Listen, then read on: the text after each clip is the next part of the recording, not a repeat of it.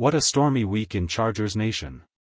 This is not just another update, this is the kind of news that makes every fan sit up and pay attention. Injuries, lineup shakeups, and unexpected pressure on our rookies, the Chargers are being tested like never before. And trust me, what you're about to hear will shake you, but before we get into the latest breaking news, make sure you subscribe to the channel, hit the like button, and tap that bell icon so you never miss an update. This is the home for every diehard fan who bleeds powder blue. Alright, let's dive in. Charger fans, it feels like one gut punch after another. The Chargers just lost a huge piece of the backfield. Najee Harris is officially done for the season after a devastating Achilles injury.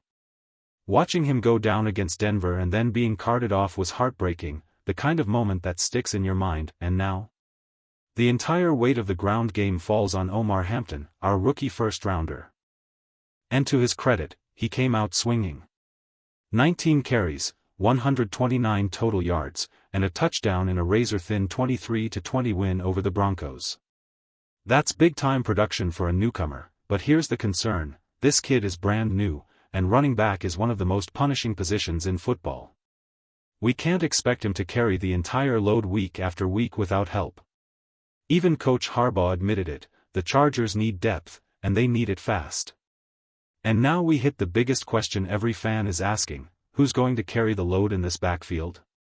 Hassan Haskins barely saw the field, 6 snaps, 0 carries. On the practice squad, you've got Kamani Vidal and Amar Johnson, but let's be real, the confidence level there isn't high. That's why the buzz around the team already points toward bringing in another veteran. Harbaugh himself admitted that depth is a priority, and honestly, it's hard to imagine the Chargers not making a move. Now, let's be fair. Najee wasn't tearing it up this season. 61 rushing yards in 3 games, plus 25 receiving, that's nowhere near his rookie Pro Bowl form back in 2021. But his value went way beyond stats. He brought leadership, poise, and the kind of locker room presence that you just can't teach. And now, that's gone. The pressure falls squarely on the shoulders of the young guys. Omar Hampton has been electric. His vision, his burst, his fearlessness, he looks like the real deal. But here's the warning: we've seen this story before. A rookie runs wild, gets pushed too hard, and by mid-season, he's worn down. Some fans are ready to crown him the future right now, while others are already nervous about burning him out. Honestly, I'm somewhere in the middle, rooting like crazy for the kid, but cautious about the long road ahead. And here's what makes it wild: the Chargers are sitting at 3-0. Next up is the winless Giants, a game that looks like a lock on paper. But football isn't played on paper. Without Najee, with Hampton shouldering almost everything, this could turn into a trap game real quick. That's why I can't help but wonder, is Harbaugh already dialing up a veteran free agent to share the snaps? Because let's be clear, losing Najee isn't just about losing a runner. It's about losing balance, losing stability, and shaking the very plan this offense was built on. This isn't just a bump in the road, it feels like the Chargers are spinning the wheel blind, hoping it doesn't land on disaster. Stick with me, because if the backfield drama feels heavy, wait until we get to the offensive line. That's where things get even messier. And let me be straight with you, it's bad. Really bad. The offensive line that was supposed to be a wall of steel is falling apart piece by piece. It started with Rashawn Slater's brutal knee injury back in camp, right after he signed that big extension. That alone was a major hit. The quick solution? Slide Joe Alt over to the left side, a patch job to cover the wound. But then came Sunday, and disaster struck again. Joe Alt went down early with an ankle injury, later spotted in a walking boot. Just like that, another cornerstone gone. Here's the painful truth: Justin Herbert is playing out of his mind right now, maybe the best start of his entire career, but none of it matters if he's getting crushed every dropback. Against the Giants, who were 0-3 coming in, he got battered. 2 sacks. 12 quarterback hits. 12. No quarterback, not even Herbert, can survive that kind of punishment all year. And folks, it's still only September. Harbaugh admitted he's unsure about the severity of Alt's ankle. Could be a quick recovery, could be a month-long saga. In the meantime, Austin DeCoulis stepped in at left tackle, and look, you could see the drop-off instantly. The Giants' pass rush, a defense that hadn't scared anyone, suddenly looked like world beaters. Now, one option is moving Jamari Salyer back to tackle. He filled in their back in 2022 when Slater went down, and while he wasn't perfect, he held his own. But here's the catch, that only works if Mekhi Becton clears concussion protocol. If Becton isn't back, the interior becomes thin, and the whole puzzle gets uglier. Think about it, this was the unit that was supposed to bring Herbert stability, the group we were counting on to give him time to shine. Instead, it's become a revolving door of injuries, band-aids, and desperate adjustments. It feels less like strategy and more like pure survival. And fans aren't holding back. I've seen the frustration boiling over. What's the point of paying for a franchise QB if you can't even protect him? Hard to argue with that. Right now, the line isn't just a weak spot, it's a full-blown crisis. And the fans are absolutely right.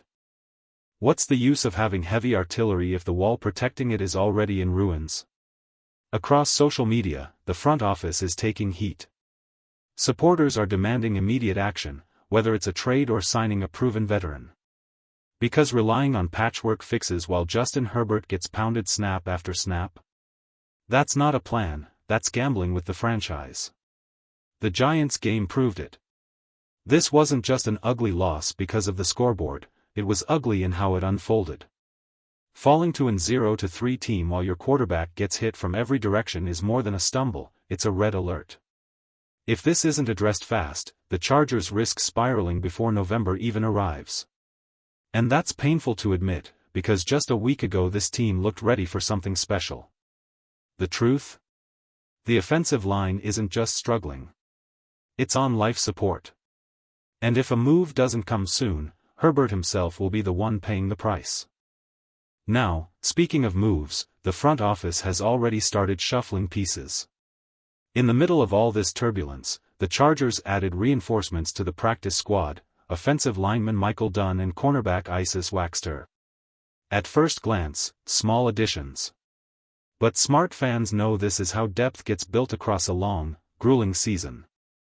Dunn is a football survivor, undrafted in 2017, bouncing through the Rams, Browns, and even stints in the AAF and XFL. He started 9 games in Cleveland, and while he won't be mistaken for a superstar, he's exactly the kind of steady hand you want in case of emergency.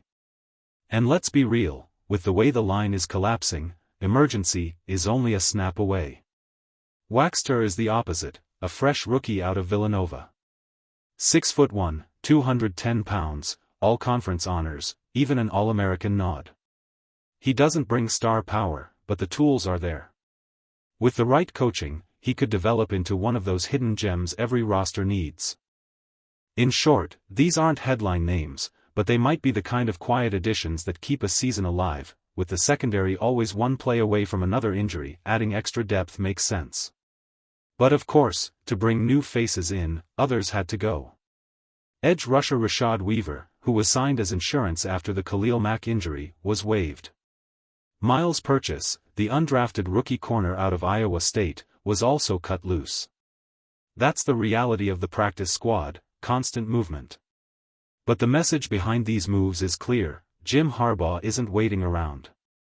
He wants to shuffle the deck, test different pieces, and find answers.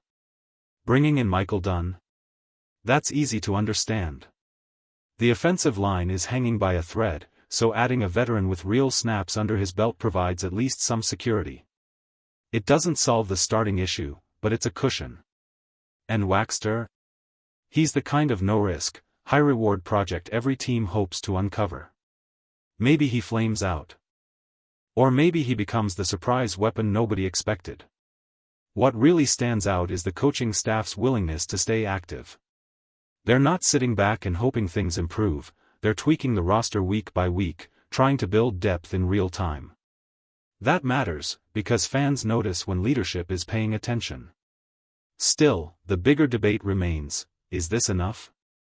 Should the Chargers be looking beyond practice squad moves and targeting proven veterans who can contribute immediately? With the offensive line cracking and injuries piling up across the roster, leaning only on young, untested players feels like walking a tightrope. Many fans are already demanding bolder, bigger moves from the front office.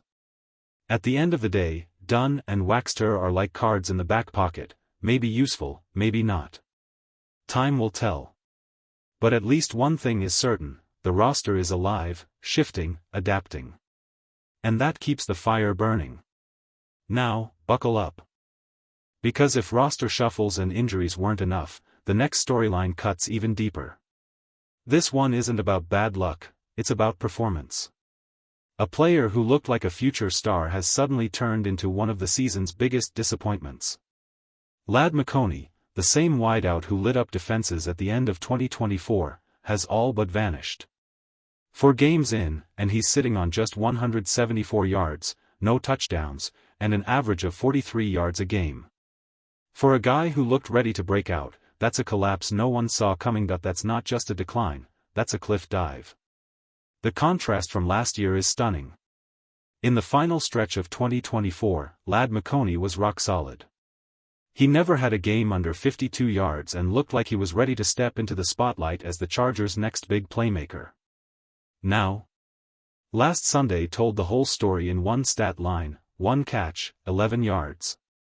That's it. Numbers like that don't just rattle the player, they rattle the fan base too.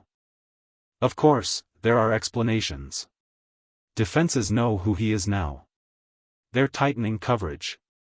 The receiving group is more crowded. Keenan Allen is still the alpha. Quentin Johnston is finally breaking through. Trey Harris is carving out real snaps. And even Omar Hampton is catching passes out of the backfield. All of that pushes McConkey down the pecking order. But even with all those factors, the drop-off is hard to swallow. Fans weren't expecting him to vanish into the background. They were expecting him to fight for a lead role, to be one of Herbert's go-to weapons. Instead, he's sliding into the 3rd or even 4th option. And the frustration is real, because it felt like a new star was being born, only for that spark to fade almost overnight. So the debate has begun: was last year just a lucky streak? Or is this simply a rough adjustment period in a deeper offense? Personally, I lean toward the second. The talent is still there, we've seen it. The kid just needs confidence, better usage, and a chance to prove himself again. That's where Harbaugh comes in. He has to scheme him open, create plays designed to get McConkey back on track. And Herbert? He's got to show trust. Sometimes you need to force a ball or two to your guy just to keep the connection alive. Because right now, McConkey isn't a bust. Not even close. But he is the biggest disappointment of the Chargers' season so far. And when an offense is loaded with talent, opportunities shrink quickly. If he doesn't react soon, he risks getting buried. Now, let's zoom out. Look at the storm we've just walked through. Najee Harris lost for the season, the rookie Hampton forced into the spotlight. An offensive line once built as a shield now crumbling with injury after injury. Dunn and Waxter brought in, a sign of movement but also a sign of desperation. And then McConkey, the young receiver who's gone from future star to where did he go in just a few weeks. This is a moment of tension, but also a moment of hope. The pieces are still there. The talent is still real. The question is whether the Chargers can pull it together before the cracks become breaks. Bolt fam, this is your story too. The frustration, the debates, the passion, it all comes from one place: belief in this team. And as always, we'll keep breaking it down, together.